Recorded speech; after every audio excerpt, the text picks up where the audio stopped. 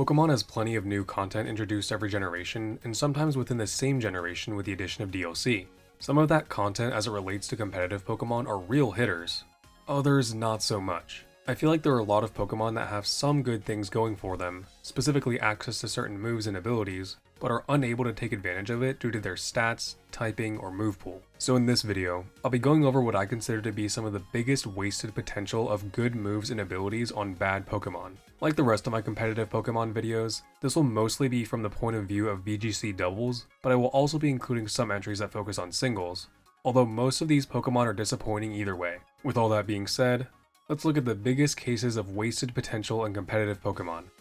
As I noted in a recent short, Game Freak pretty much refuses to make a good, widespread physical electric type move. Options for physical electric types include Wild Charge, Thunder Punch, and Supercell Slam, all of which have their drawbacks. There is one evolutionary line that gets a consistent and strong physical electric type move though, which is the Pikachu line getting Volt Tackle. Volt Tackle is the electric type equivalent to the fire type Flare Blitz, the water type Wave Crash, the grass type Wood Hammer, the flying type Brave Bird, and the normal type Double Edge. This potential is completely wasted because outside of being the game's most iconic Pokemon, Pikachu and its evolved form Raichu kinda suck competitively. Raichu saw some use in 2016's Worlds format on Wolfie Glick's team, where he didn't even use Volt Tackle, and Pikachu sees no use even with its broken signature item, the Light Ball, that doubles its offensive power. Pokemon like Iron Hands, Iron Thorns, Electivire, Zebstrika, and Palmot would very much appreciate being able to use a strong physical electric type move, but no, this move is limited to the Pikachu line.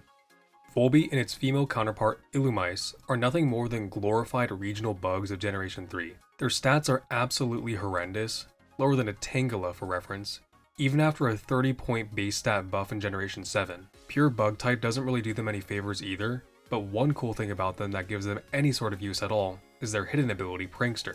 Illumise actually saw non-zero usage in VGC Regulation E as a Prankster Tailwind setter with other decent supporting moves like Fake Tears and Encore. However, Volbeat has seen no use at all, which is a shame because of its massive wasted potential in being able to learn the move Tail Glow. Tail Glow is a very limited distribution bug type status move that increases the user's special attack by 3 stages, one of the only moves in the game that boosts any stat by 3 stages. The thing is, Volbeat's stats are so bad that it cannot take advantage of a +3 special attack boost with its base 47 special attack, lower than a Chikorita. While it does get access to Baton Pass, a move that switches out the user and passes along any stat boost to your next Pokemon, Baton Pass is hardly ever used in doubles and outright banned in singles.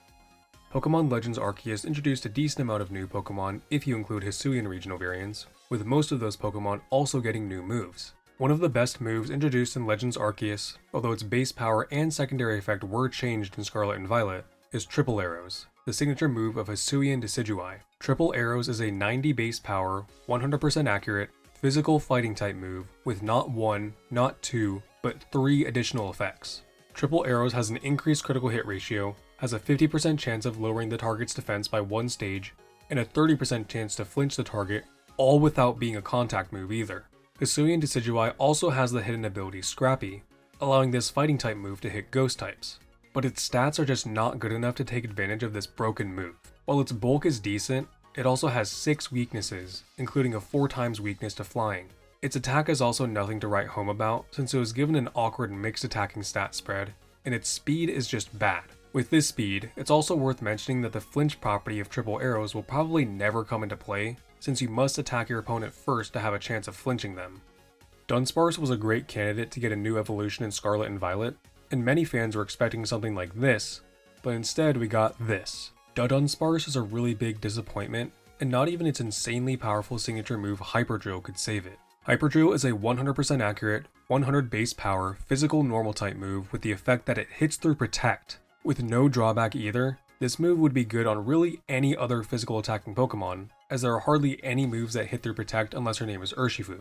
But instead we're stuck with this move being limited to the Dunsparce line, which suck both in singles and doubles, as its speed is terrible, defenses are actually decent, but its attack is just not cutting it. One of the most broken moves introduced in Scarlet and Violet is the normal type status move Revival Blessing. This move functions exactly like the revive item that you use in playthrough battles against trainers and wild Pokemon, in that it uses a turn to revive one of your fainted Pokemon back to half of their max HP. This move is balanced out by having extremely limited distribution of only 2 Pokemon, Palma and Rapska, and the fact that it only has 1 PP and cannot have its PP increased with a PP up or PP max. While Palmon and Rapska aren't that great, even in competitive formats like Series 1 where the power level is much lower, I don't blame them for being the biggest wasted potential of this move. Who I blame instead is Smeargle. Smeargle is known for its unique signature move Sketch that allows it to permanently copy any move in the game with some exceptions. Unfortunately for Smeargle, Revival Blessing was one of those exceptions, which honestly didn't even need to be done in my opinion. Smeargle barely sees any use in the current formats where it is now legal, and when it is used, it already has its hands full with moves like Spore, Follow Me, and Fake Out. Considering that Revival Blessing is only 1 PP, the only way to use this move more than once in a competitive battle is with the use of a Lepa Berry. But if Smeargle's holding the Lepa Berry, it can't hold the Focus Sash, an item that is essential for Smeargle to stay alive with its abysmal defenses. Thus, I don't think Smeargle would be broken if it was able to sketch Revival Blessing. So far, I've only talked about wasted potential in moves, but let's talk about a couple of abilities. Merciless is the signature ability of the Toxapex evolutionary line, the poison and water type Pokemon introduced in Generation 7. This ability makes it so that if the target is poisoned, the user's attacks will always result in a critical hit. Considering that Toxapex's signature move is a protect variant that poisons attackers that make contact, and the fact that Toxapex is a poison type so it gets access to perfect accuracy Toxic, you'd think that Merciless would be perfect for Toxapex. However, Toxapex's base stats very much suggest that it be a defensive tank rather than an offensive threat.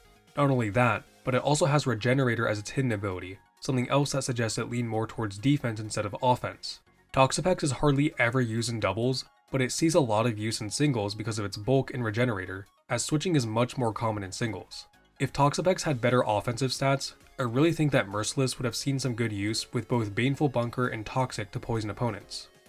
Lastly, we have Anger Shell, the signature ability of the Rock-type Pokemon Klawf. This ability grants the user a +1 boost to attack, special attack, and speed when its HP gets to half or below, at the cost of a -1 drop to its defense and special defense. If you're already at half or below your max HP, survivability really isn't your priority if you have the means to be able to do damage.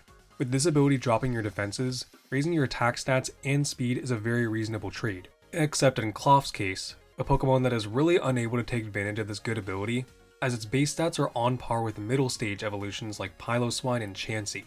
With a speed boosting nature, it is able to outspeed big threats at the 135 speed tier like Fluttermane and Shenpao, but that doesn't allow you to hit quite hard enough to really be an offensive threat. If you don't run a speed boosting nature, this knocks you down to only barely being able to outspeed Pokemon at or below the 120 speed tier like Roaring Moon and Ogerpon. Klawf is also a pure rock type, and if you know anything about rock types, you'll know that Game Freak refuses to make an accurate physical rock type move that's not a signature move. Klawf wasn't lucky enough to be one of those few rock types that received a good stab signature move though, so it has to either run a weaker move, a less accurate move, or a non-stab move. And those are, in my opinion, some of the biggest wasted potential of good moves and abilities on bad Pokemon. Let me know in the comments if you disagree with any of my reasonings, or if you feel there were any Pokemon that I missed. I'd also like to know in the comments if you have any video ideas that you want me to cover. Other than that, I really appreciate if you made it all the way to the end of this video. Thanks for watching.